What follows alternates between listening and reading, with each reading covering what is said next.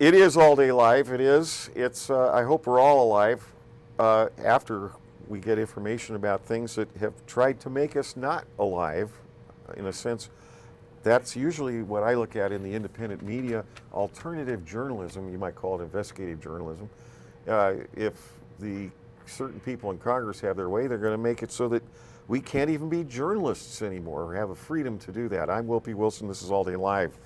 And we are from Seattle, and we broadcast on YouTube. We go to you can find us streaming on SeattleCommunityMedia.com during the week in the regular schedules. And we try to bring out information we think is necessary to find remedy for our communities. That's why we've been doing these broadcasts. I work with Patricia Shoup and Don Grahn creating the Call for Investigation show as well. And I provided support for Don Grahn with Truth versus News and Always Pursuing Truth. Those are other programs broadcast weekly, scheduled here at SeattleCommunityMedia.com. In Seattle, that's public access or community access to most people. And we've covered a lot this last year. I've covered the cannabis industry, trying to help steer it, guide it, interviewing such people as Javin Shively or Sharon Foster. She is the liquor board chairman here, and that's been quite the amount of informational type thing going on here in the Northwest with, the specifics of I-502 and other initiatives now going on with 522 and trying to find labeling for Monsanto food. Strange that our country is the only country right now that has not stopped GMO foods. Think about that. That's interesting. Why our country alone? So is that the authorization and legality of them being able to do things like murder us through our food agricultural system, something like that.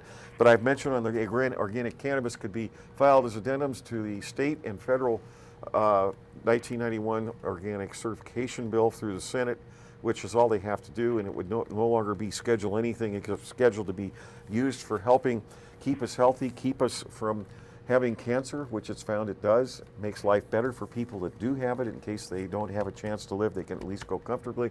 But it also helps remove nuclear contamination from the human body, from the soil, and from the water, something I bet you didn't know. And now, as we're about to hear from Stew-Webb and Leo-Wanta, Embassador-Lee-Wanta, he was the ambassador to Somalia. He was under the Reagan administration back then. But I want to mention this to you people. Very soon, our entire ocean system will not be able to provide seafood to us. We have an extinction event occurring at this very moment.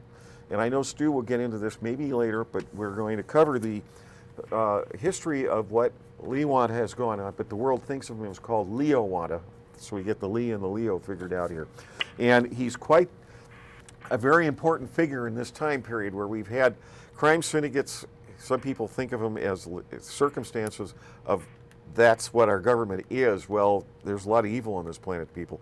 But I was going to get back to this real quick. Cannabis may be the only food protein source, one of the few we may have soon. So think about that. Brown's gas may be the only type of plasmatized water that can neutralize nuclear waste and be consumable by humans and animals and plants. Think about that. There's a lot going on. It's a lot that we have to deal with to find remedy. And I'm greatly honored. I'm going to get to my guests here. Leo-Wanta, Lee-Wanta, Ambassador-Wanta, and Stew-Webb. Stu, I appreciate it. I'm greatly honored. I know that you work with Gordon Duff, and that's veteranstoday.com. And we've covered a lot of issues from ISON to other things, but we're going to cover the issues with Ambassador-Wanta. And as I've mentioned in the back, I've got one of the stories from rents.com behind me.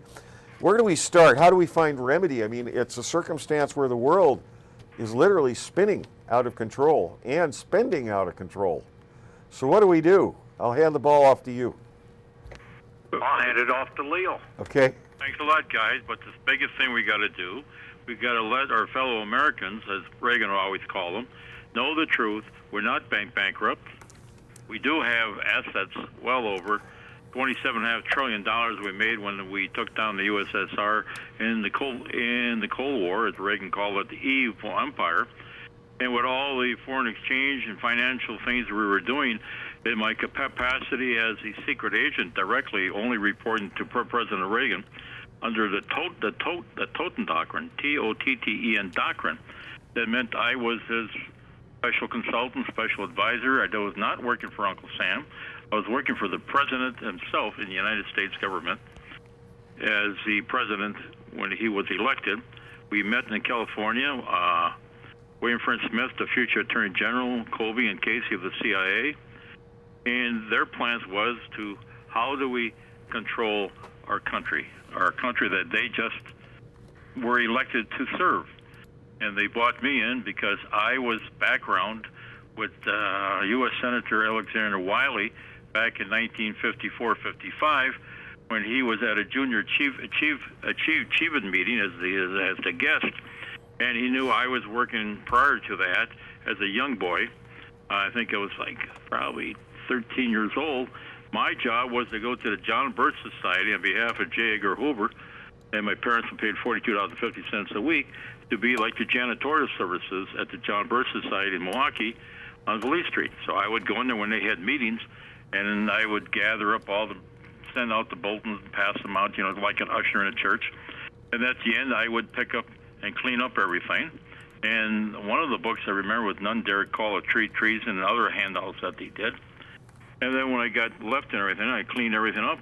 And naturally, I took the garbage along, got on a streetcar at 58th and Valete, because I lived at that time at 37th and Valete, and the FBI agent would be already beyond the streetcar, and I would deliver the package, or shall we say the material, whatever J. Edgar Hoover expected to get, which I just picked up stuff. I certainly didn't have a chance to read it and scan it and question.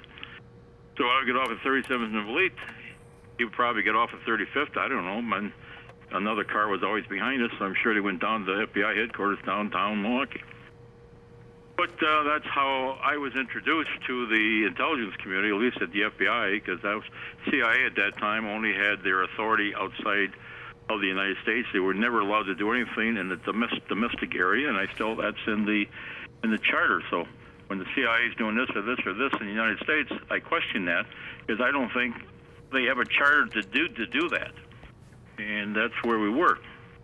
So Senator Alexander Wiley of the United States Senate was the chairman of the U.S. Senate Foreign Relations Committee. He knew my background, being studied and trained and shall we say, was involved within the intelligence machines from Milwaukee. And Frank Ballesteri was involved because there was a lot of murders in Milwaukee at that time. The mob was controlling.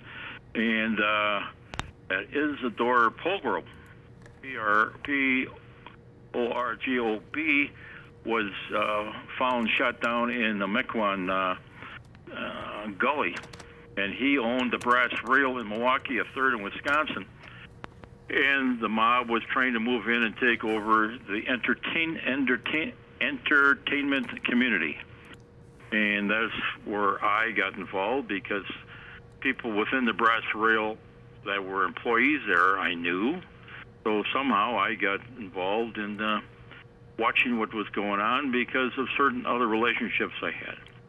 And one of the head check girl called Susie.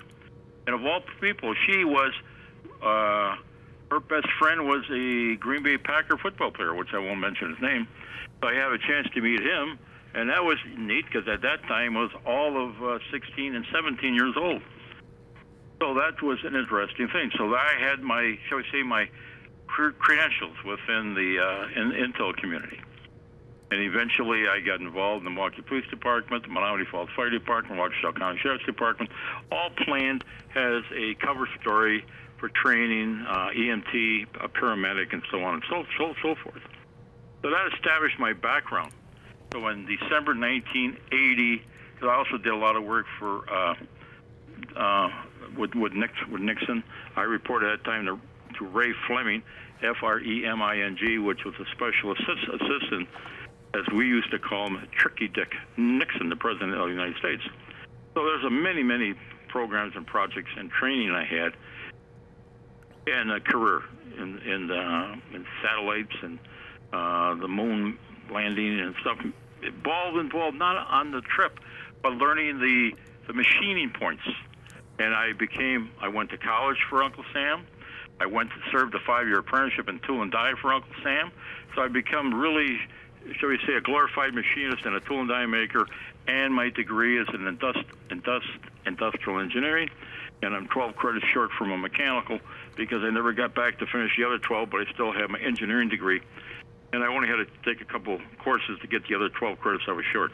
So in reality, Uncle Sam paid all my training, but I was never employed by them.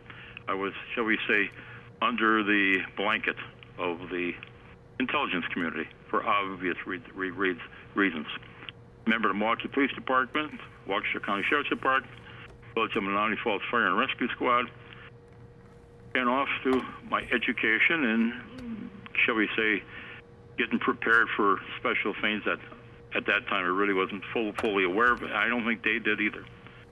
So in 1980, off to California, met President-elect Reagan, William Fred Smith, the future Attorney General, Casey, Kobe, and others, as they were planning, as of next month, to take over as the President of the United States. They were questioning the mob, questioning the assassination of JFK, Robert Kennedy, and taking down the USSR because Khrushchev had banged on the table what everybody remembers at the United Nations with his shoe, and he was going to bury us with our own shovels. So all of us had many, many programs and projects and programs I would like to be part of.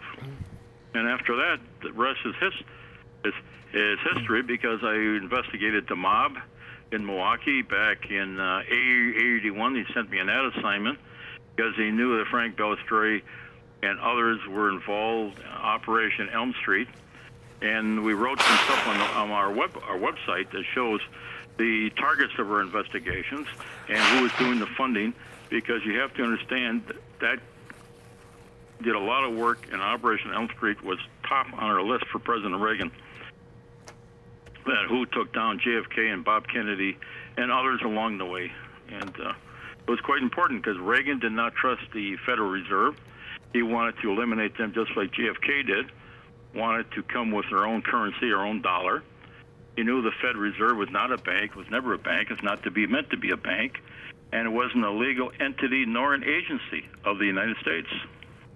And that's why Bill Casey was going to establish ISA to take the pick of the litter of the CIA and get rid of all the drug traffic and all those other hanky-panky things they were doing, and reestablish, take the pick of the litter, and start ISA, which would have been the replacement for the CIA. So they would stay international and not political acts outside of their mandate. Leo, since you mentioned Bill Casey, I don't want to take you off track, but Bill Casey, he was basically going to testify before Congress on everything that was going on. And the day that he was to testify, he suddenly had that cerebral hemorrhage or whatever it was, and laid in Bethesda Hospital for 2 weeks. Right. And of course, some people were able to visit him, but they closed off the floor below him and above him, had security around him. And the doctors and nurses all mysteriously were either suicided, died in car crashes, or died of heart attacks, all within 6 months. Were you aware of that? Well, I knew about it, but I certainly wasn't going to poke my nose into that because I had other assignments which involved special things, special programs that President Reagan wanted. Right, but he was going to testify and let everybody know the truth about Iran-Contra affairs, that second, He was third going to operation. protect President Reagan 100%. Iran-Contra, he knew everything about that. I was very much involved in Iran-Contra, and I was also working for Reagan at that time. And that's when we picked up the HN5A, shall we say, the clone value from China, because there was some kind of agreements that nobody understood and nobody respected except the bad guys, that the Soviet Union had the Hind helicopters in Nicaragua, and we could not use the red eye, nor could we use the Stingers, nor could we protect our people that we were, shall we say, helping to protect themselves from the Sandinistas. So I was in Beijing. We went to a certain supplier of Chinese military. They're all Chinese military. They're certainly not private contractors. And we procured the HN5A model, which was a knockoff of the red eye, because we were told clearly we could not use the new Stingers from General Dynamics. So we bought a bunch of them from Peking at that time, and you don't need to know a manufacturer. It's in the book that we had published. It took us 5 years to get the book printed on Amazon and Kindle, which just came out about 3 weeks ago, all authorized. And the HN5A didn't have the sights, didn't have the, they had scopes, but it was just like trying to shoot a bow and arrow. But if we had enough of those things, and we knew the soft body of the hind, and everybody shot at the same time, the chances were good we're going to knock somebody out of the air and save lives. And that's exactly what happened. We had the I think it was the Carlos, or forgot the exact name, but we had one of the guys in the White House all the time. They were brothers down in Kenner, Calero. And we got their agreement to come in. We moved in the HN5A clones of the Red Eye. And we blasted hell out of the hinds. And then the Soviets complained to our government that we violated some special rule that we could not shoot them out of the sky. Well, if they're having a jungle war, what do you mean we can't shoot them out of the sky? Now there's go ahead. So we got in trouble because we accelerated the hind helicopter demise. Well, we didn't accelerate anything. We stopped the war. All they had to do was kick them around a little bit, and the Soviet pilots refused to fly because the little people down below them had ammo, had rockets. So they had a special deal. They could beat up everybody, kill everybody, but we can't talk about it. What kind of nonsense is that? Okay, a lot of people don't understand what really occurred in Iran-Contra, and that was, supplying the Contras. And then, of course, the Bowen Amendment. That was to keep beachfront property being taken over, basically, by the Soviet Union. But I testified regarding the Bowen Amendment, and I was in all kinds of hearings, and they pounded the hell out of me because I had no right to bring it up.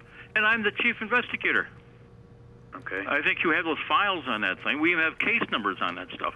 We had Customs, U.S. Treasury Customs was totally working with us because I work with them too. We had all these public officials in Washington dirty, and we all got scolded. We're all, you don't know what the hell you guys are talking about. You can't go here. This is secret. This is classified. What are you talking about? The Bowen Amendment is an act of Congress. Now, part of Iran-Contra, from what I can understand, from what I can see these days that I never understood myself years ago, is that during the time that the true Iran-Contra operation was going on, there was also, whether it was known as Eagle, as Al Martin has indicated in his book, The Conspirators. Yeah. They called it Operation Eagle, and Daddy Bush, under the Bowen, immediately goes Operation Black Eagle. Well, I'm kind of in the belief, like Gordon Duff is, that there were actually 3 Iran-Contra operations going on, and that Daddy Bush was running 2 of them, which was, the theft through security frauds and bank loan frauds and all the other frauds that he was doing to rip off the American people, and in the name of covert operations of state, why a legitimate operation was going on that you were involved with and others. Would you pretty much say that's true? Well, everything we did, I had a mandate from Reagan himself. Right. And a lot of that crap was going on around him, and he wanted us to stop it. And that's why we bought in the Red Eye clone from China, just to show our own people that were pulling all this crap over him that he did not approve it, did not justify this at all. And even in Panama, Manny Noriega was getting mad at Senior because he was making all kinds of deals and threatening Manny Noriega, and he was working for the United States. I remember the situation. He wasn't a politician. Yeah, I was locked up, in Springfield with Bob Hunt. He was the Lieutenant Commander, Office Naval Intelligence, Naval SEAL, who captured Noriega. And while he's standing there on a phone, communications with then President George Herbert Walker Bush, he tells him, "You don't bring him alive." He says, "No, sir." He says, "I have an arrest warrant." He says, "That's my job." He says, "I'm bringing him alive, and we're going to capture him." And Bush says, "F you.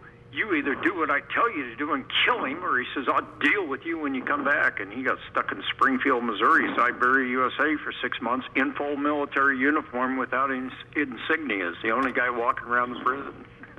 Yeah, but see, the trouble is with that, prior to the attack in against Norega, we had an operation that was approved. We were giving them Browning 9 Mike weapons, and they were all had little diodes in there, so everybody, the Southern Military Command, we were going to photograph and fingerprint them, have their addresses, their girlfriends' names, everything, and that was we ordered from what was that? The Browning 9 Mikes.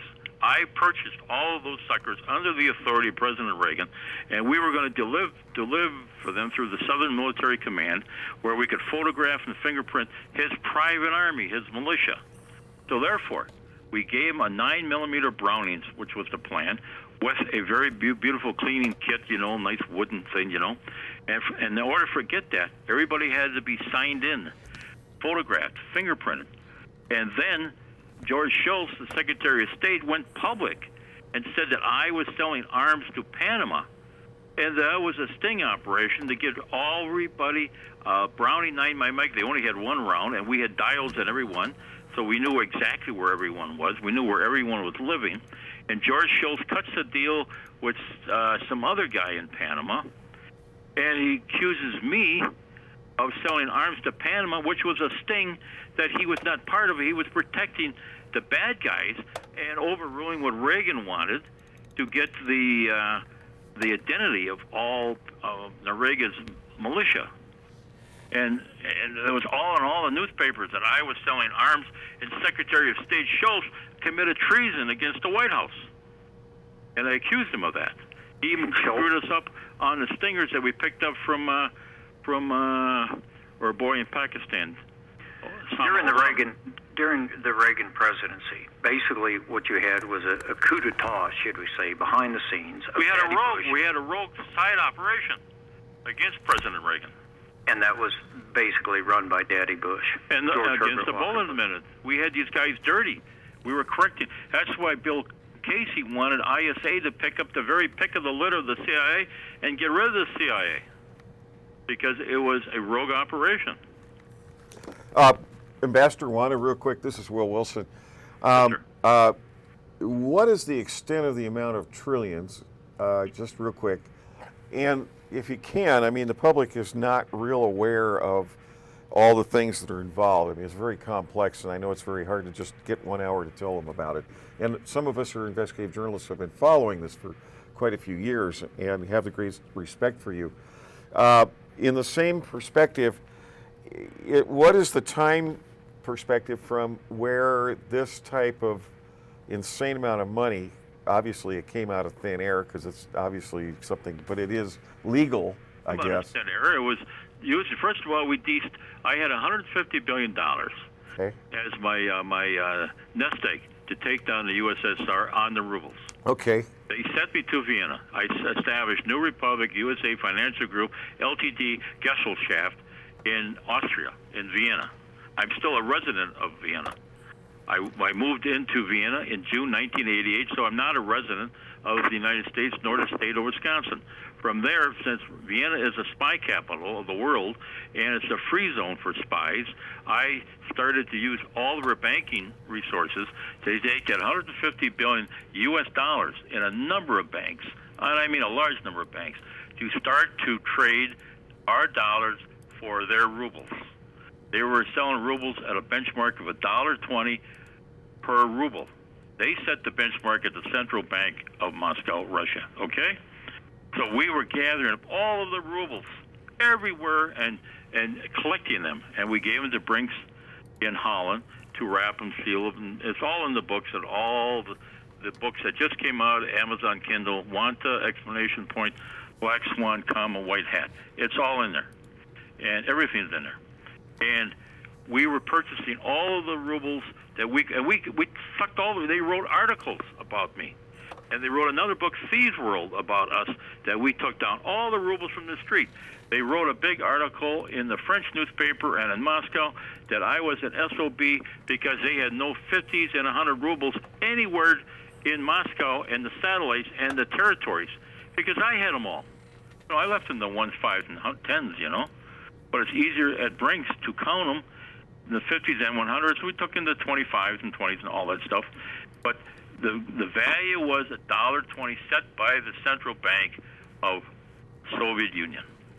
So we forced them to honor that, but then they dragged me over to Singapore with my Chinese partner, because he was the son of a warlord from China, and Viktor Shevchenko was the secretary of the Soviet embassy, and Babushka from the central bank, and they're screaming at me that they would not. They go, niet, we pay you no $1.20, no $1.20.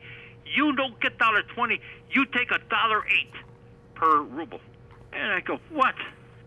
I can't go back. I got billions of rubles. Niet, no care. Yelping at me in Russian language that I could only get $1.08 through the Bank of China and Singapore and other related German banks and Deutsche Bank and everything else, and Commerce Bank and Volksbank and all the banks that I had under contract. And I had everybody in England, everybody. And my Chinese partner is telling me, we accept. You can't accept. I can't accept $1.08. I will be bankrupt. I will be shot. I can't do this. I can't do this. So we're doing a Dale Carnegie skit back and forth. He's pushing me, I'm pushing him. I'm not taking $1.08. And he says to me, I'm the chairman of Unequal Credit. You're the managing director. I said, I don't care. And we fought, and he pushed me out the door. And they signed the agreements at $1.08. Now keep in mind, I'm paying hard currency for every ruble I got. I was paying an average of 18 to 22, 28 cents a ruble. So I was getting like 5 times value. I was really being a Polak, Irish in the region. I am really getting ripped off here. I give you a quarter, brother. I give you a quarter, and you want to give me $1? What kind of lottery is this?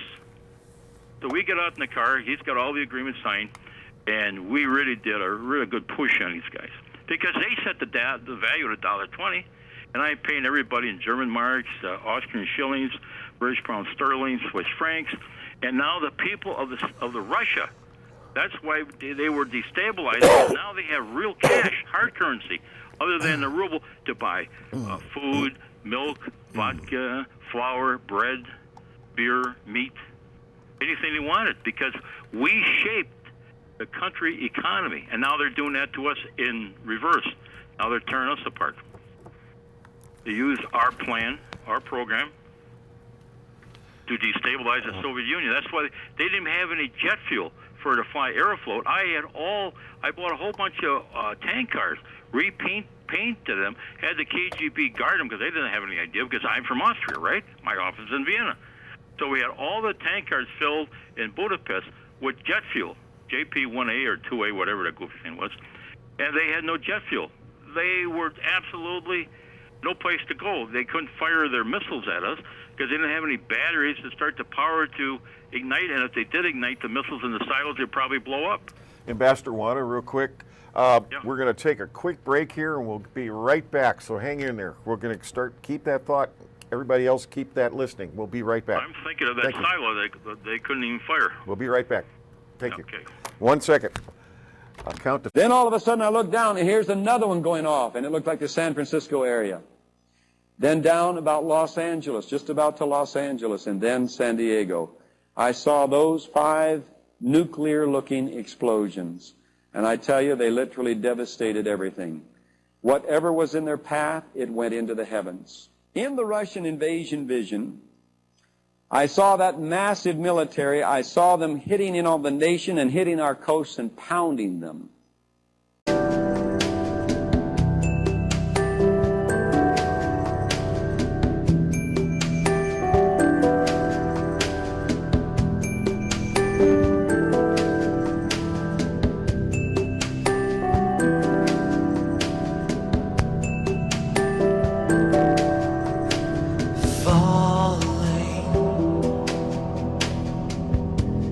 From a crimson sky.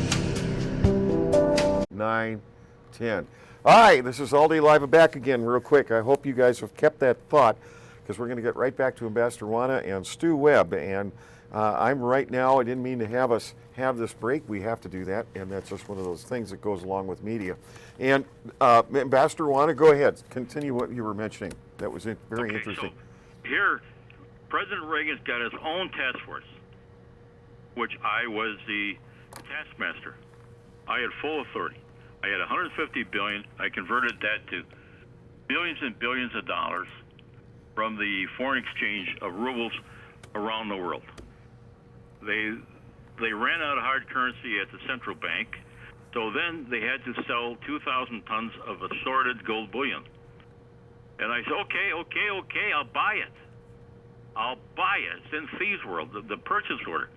So I bought 2,000 tons of mixed, from like small pieces of gold nuggets to 75 kilos bars. But at the same time now, under international law, they have to be resmelted into 12.5 kilo bars. No big deal. So I just did the best I could by pay with rubles, and I pay them $1.08 per ruble. I was doing very well.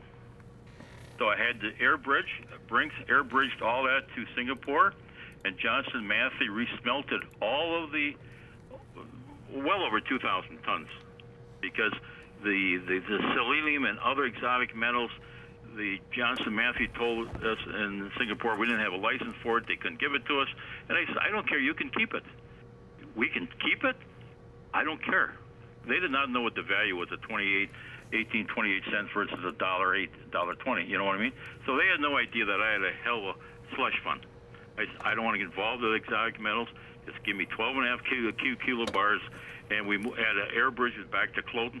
So in reality, and I ran it through my Appleton, Wisconsin address, just so it would be notified in Cloten that it was a product of a United States private citizen that owned New Republic USA Financial Group in Vienna and Austria, and it's still there. And then Jim Baker got mad at me a couple of months later. He said that we forgot some of the gold in Liechtenstein and these other places, these other satellites, those 3 or 4 satellites that were part of the Soviet Union. How can I go get something I don't know about? Oh, one was LATVIA. There was 4 countries, and that's when they moved some of the gold out of there, and that ferry boat sunk out there in the water. Remember that, Stu? They left the port, and it rolled over. I am a little aware of that. Well, anyhow, that's where they were moving the gold out. And the other one was Estonia. And Baker's mad at me because I didn't purchase that. Well, how can I purchase something they don't offer? They offered me $2,000, and I argued about it, and I fought about it, and I said, okay, get it together, and I'll have Brinks have it resmelted. And I gave them rubles. Now they get tons and tons of rubles, and now they got more rubles, but they don't have any hard currency. Oh my God! I paid back the $150 billion to U.S. Treasury within 6 months because I didn't want any debts to anybody. So with all the financial instruments, prime bank guarantees, foreign exchange in Japanese yen, British pound sterling, Italian lira, I was getting like 12, 18% discount on that. On Spanish sales, I got 28%. Bill Casey would call me up to pay some bills. He says, "What are we long in?" I said, "What do you like?" He said, "No, what are we long in?" Just a minute. We're long in lira, we're long in pesetas, and kronas, and something else for other previous foreign exchange. Then he would call me back a couple hours. "I want you to pay this bill in pesetas. Go down to the embassy and take care of it." And we were saving like 18% on the dollar. That's not too shabby. So we saved, our government paid a lot of bills that way. And German marks was only like, German marks was about 6 to 10%, but Swiss francs was like 3.5%. And the yen, we're getting yen 10, 14, 15% at a discount. We're the ones that moved all the yen around. I had a contract with the Japan Ministry of Finance. I moved billions and billions and billions. A lot of that through Hong Kong. In fact, the big shot at Citibank was a senior VP, and when all these bailouts, he went to New York for $1 a year or some goofy thing. You know, what a crooked deal that sounds like. Because he was trying to stay in the action. Who works for Citibank at $1 a year? Because he was executive VP, and we were working through South Korea and everything. We were really doing good work because we didn't report to anybody. The guys reported to me that has a taskmaster, and I reported to Reagan. And he told me, and I had letters. I was in China in 1985 for the entire year. In the Philippines, I was there in 86 for an entire year. We were going to make that a territory of the United States. We had everything all worked out. And we were going to really make it like a junior Hawaii, and then they could vote on it like Puerto Rico if they wanted to be a state of the Union. And that's why we had Marcos, because Marcos, you have to understand, and everybody really screwed him up, being the president of the Philippines. And I have to admit, the approximate value that his take of the Philippine cash flow was 1/6. So they throw him out. It was like a coup.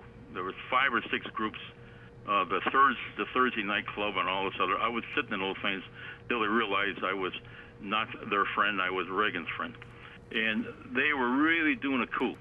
So they had this good government take over the Philippines. Now the people used to get 5/6 of the treasury. They got nothing.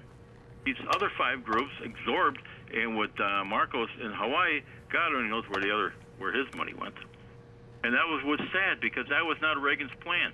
Reagan's plan was to rebuild the Philippines as a Hawaii, if that's what they wanted. Medicine, new roads, and everything else, just like we're doing in Somalia. Because when you think about Benghazi, it irritates me to this moment.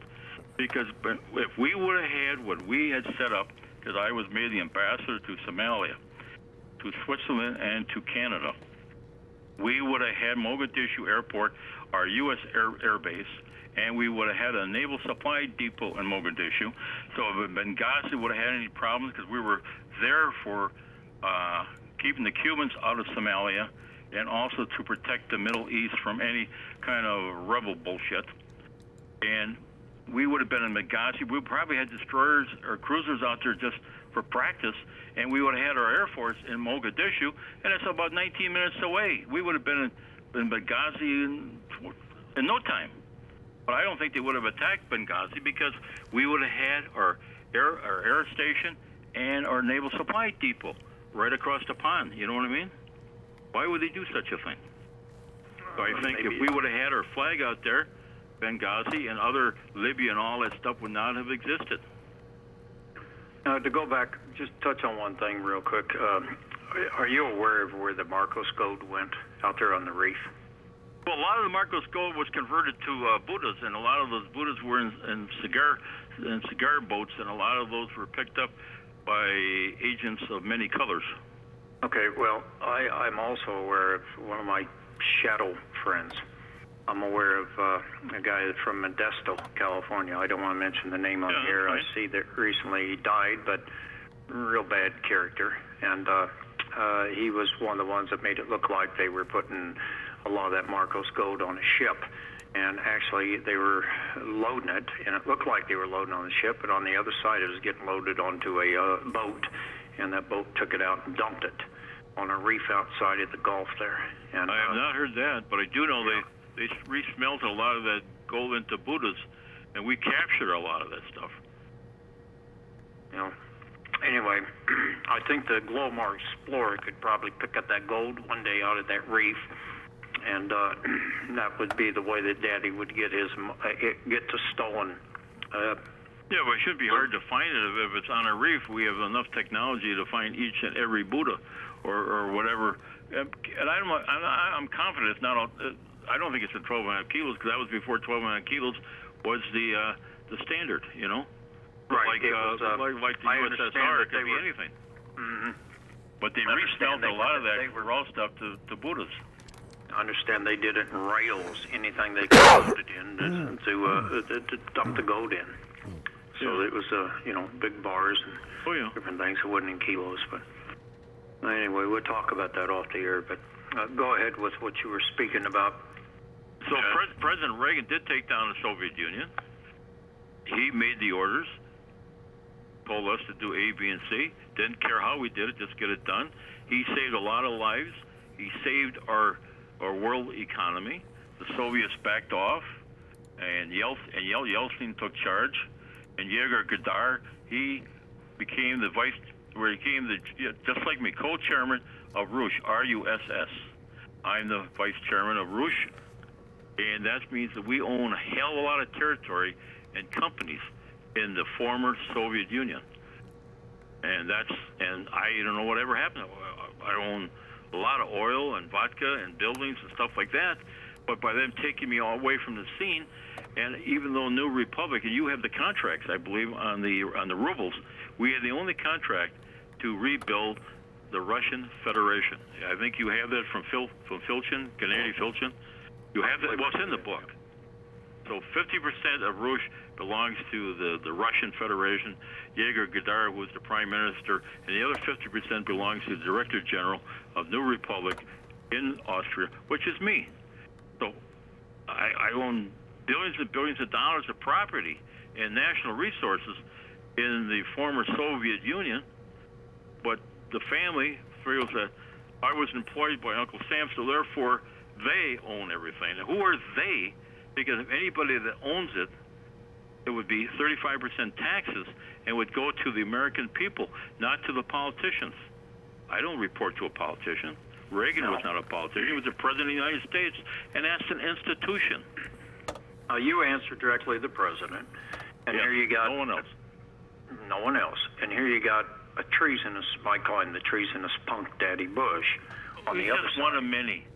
They got an angle to take care of everything, which is probably the original plan from the beginning. Because remember, a lot of people are elected so they can be controlled. President Reagan wasn't going to be controlled. That's why he brought us in through Senator Wiley and everybody. And we started from nothing, and that's what Reagan wanted. He wanted us to go out and find the truth and correct it. He had rumors at JFK, the problems with the mob and everything, and the military industrial complex, and the corporations and the mob and everybody else. And he didn't want to get killed.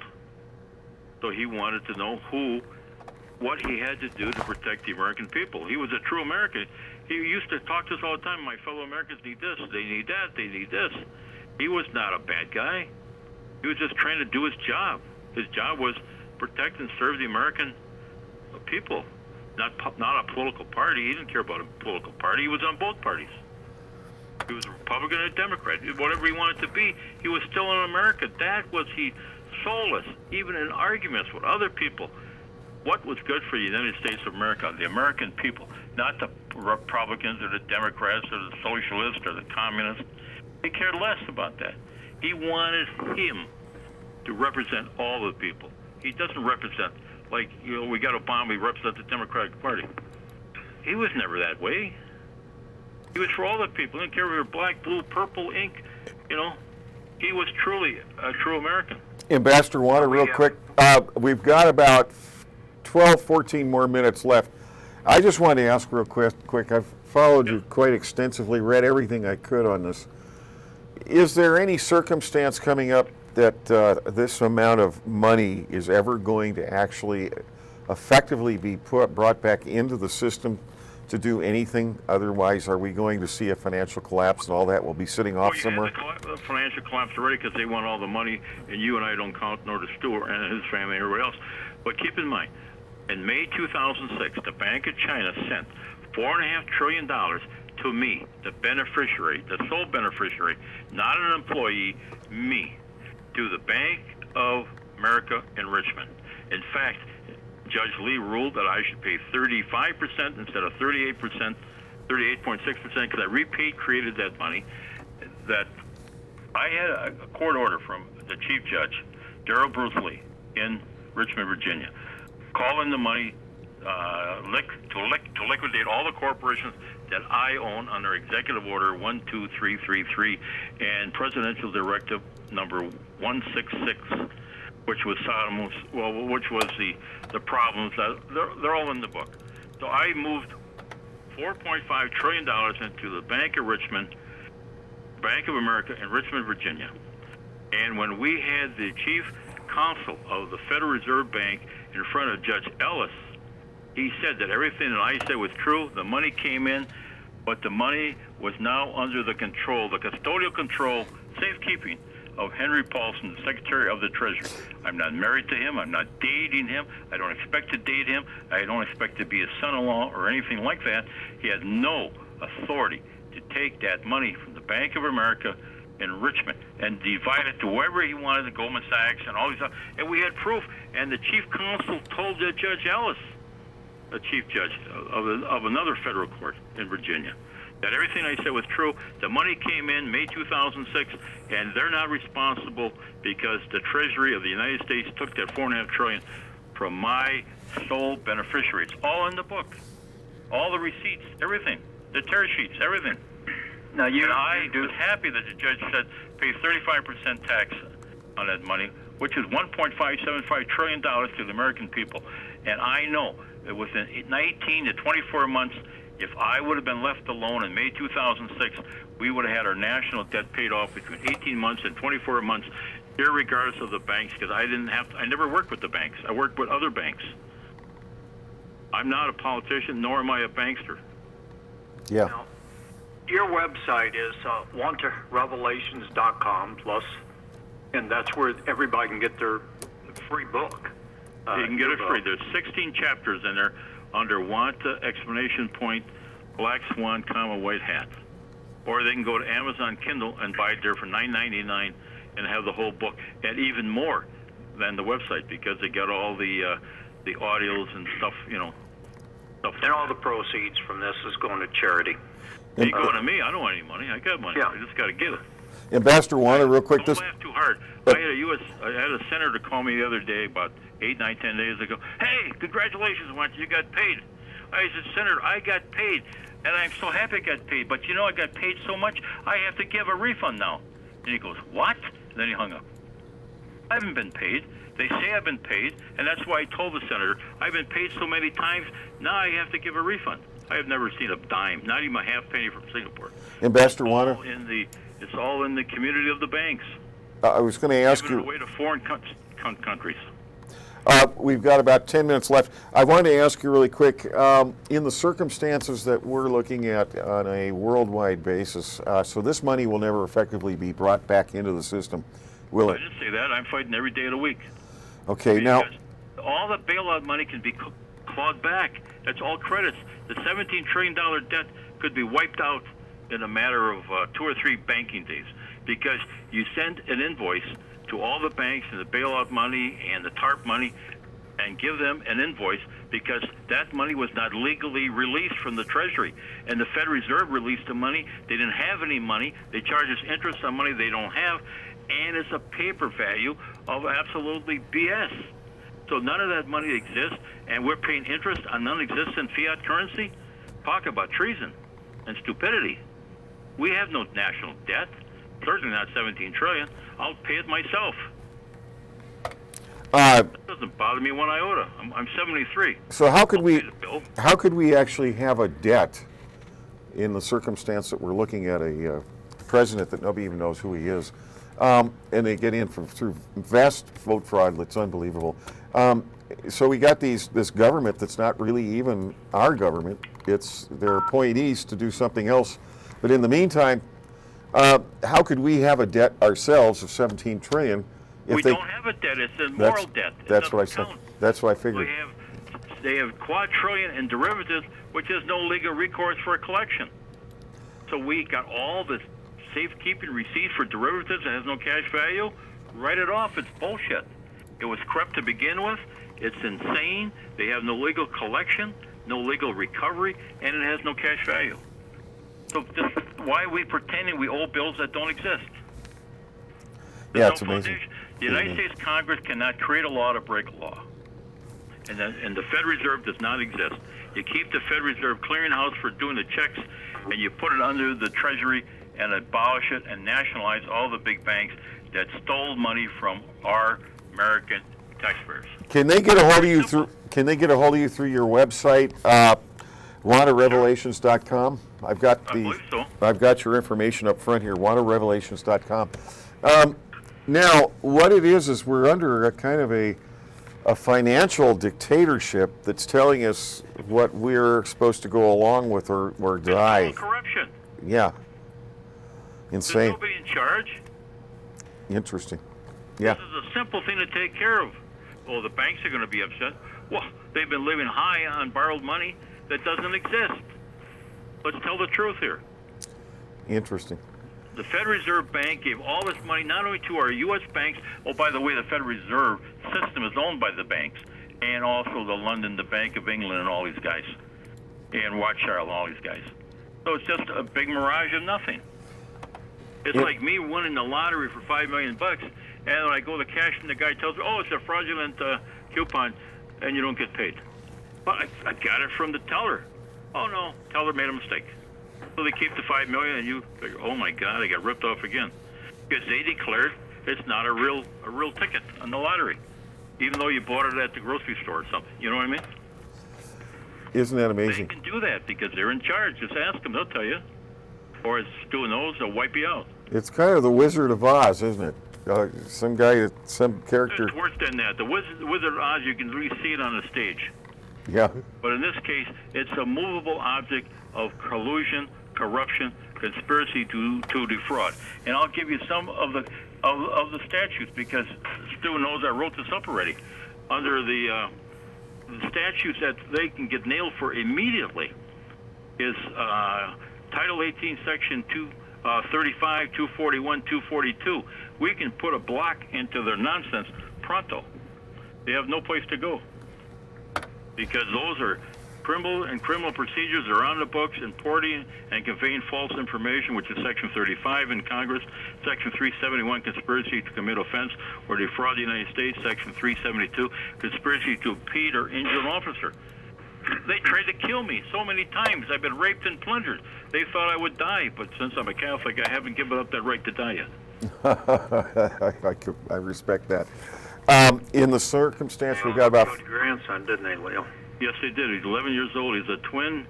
They operated him for brain tumors. He didn't have a single brain tumor. You're kidding. Talk about...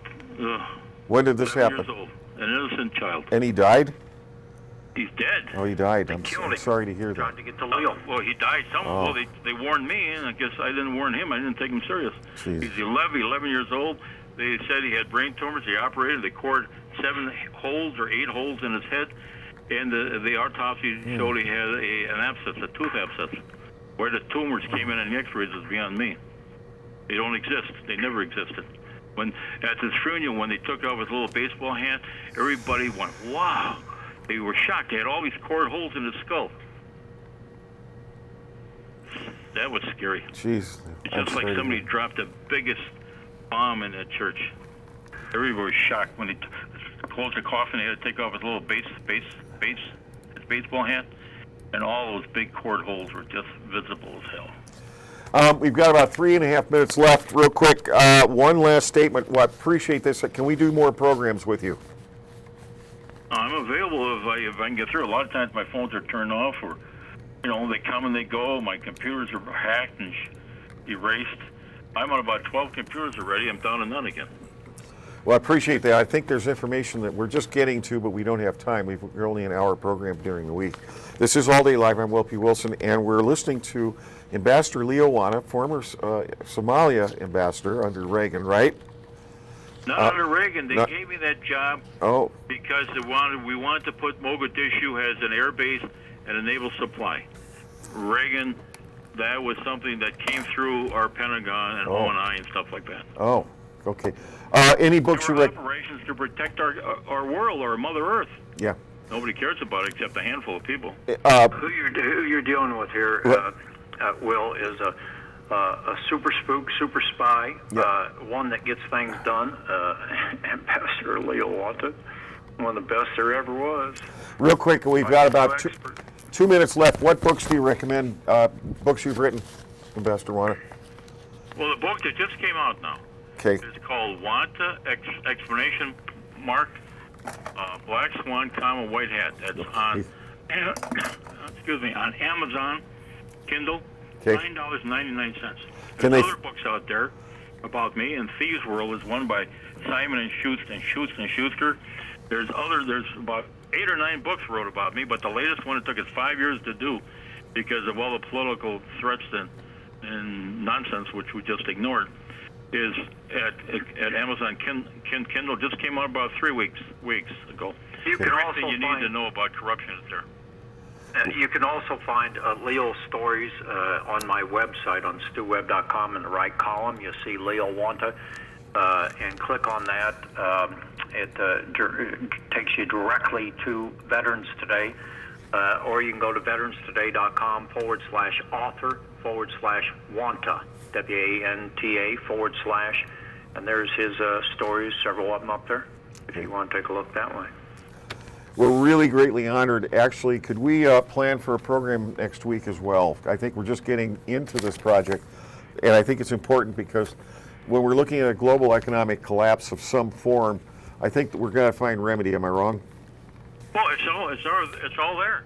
Okay. Everything we can do within days to reverse it, because it's all BS out there what they're doing to us. Yeah. They are totally destroying our country for obvious reasons, and the people haven't seen it yet. But when they see it, they're going to have to feel it, and that's going to be a lot of problems for American people and the rest of the world. Look what happened in Cyprus. Look what happened in Greece. The banks and the military-industrial complex, the politicians, everybody's got a price tag. I don't say everybody, but the majority, because this can never have happened unless there was a uniform body and plan to take down everybody. The New World Order sucks. And Will, how about we just reschedule for next week, and we go for Yep. next Thursday? You're going to have to go day by day. Let's do that. Every morning I wake up, I'm We happy will. I wake up. We'll do that. I'm a target. You know, I couldn't even guarantee a dental appointment. Appreciate it very much. Every day is planned. Yeah. Phones work, they don't work. People come, people go. People help me. People give me this, give me a file. I give them 10 files for one file. And we're not afraid of them because, you know, I'm 73. I'm an American. I'm going to die an American. Well, we're greatly honored. Let's converge back to television media again next week. Let's get to more of this. I think we're going to work towards finding remedy. I think more people need to know about this. At least it could be a remedy. Everybody in Congress knows about this. Everybody. Everybody's been served. All 450 or 475. There's nobody in the administration, previous administrations, or acting senators and congressmen, House of Representatives, and their advisors and their helpers. Everybody knows, including China, Russia, England, every country in the world. We go to everybody. Every day we're coming out with blurbs, as Stu said. There isn't anybody, unless they're part of the system or they're afraid of the system. And I don't blame them for being afraid, because this is a big deal. It is a big deal. No idea what a big deal this is. And he knows. Biden and Obama know exactly. Everybody in Treasury knows. Everybody in the Senate. There is nobody that's an elected official could not have been informed one way or the other. Because I know our situation is in their face. And that's why the senator called me the other day. He said, congratulations, you got paid. I said, Senator, I got paid so many times, I got to give him a refund. And he goes, what? And I think somebody slammed the phone down on his finger. Well, we're greatly honored. We're at the end of the program, and thank you very much. And we should convene back on this. I appreciate everybody watching. Send your information, questions to Stew-Webb at stewwebb.com.